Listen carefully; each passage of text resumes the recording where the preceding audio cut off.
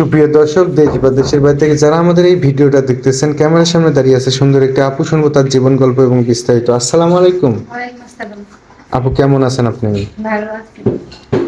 আপু, আপনার ফ্যামিলিতে কে কে আছে? আমার ফ্যামিলিতে আমার নানি আছে। নানি? জি। আপনি কি নানির কাছে মানুষ হয়েছেন? হ্যাঁ। আপনার দেশের বাড়ি কই? রাজশাহী। আপনার কি আগে বিয়ে শাদী হয়েছিল? জি না।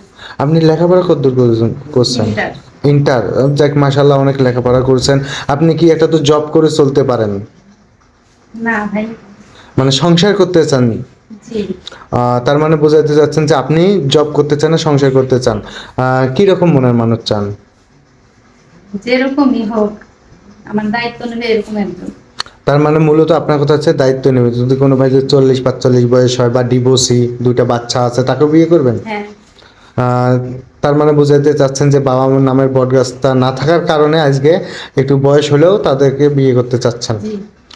সুপ্রিয় দর্শক, কোনো ভাই যদি আপুটাকে বিয়ে শাদী করতে চান, স্ক্রিনে দেওয়া যে নাম্বারটি আছে, ইমো এবং হোয়াটসঅ্যাপ আছে, অবশ্যই স্ক্রিনশট করে একটা ছবি পাঠিয়ে দিবেন এবং ভয়েস করবেন। আর সাথে সাথে আমরা আপনাদের সাথে যোগাযোগ করব এবং অযথা কেউ ফোন কল দেবেন না। আর বেশি বেশি করে শেয়ার করে দেবেন, আপনাদের শেয়ারের মাধ্যমে যেন আপুটার একটা ব্যবস্থা হয়।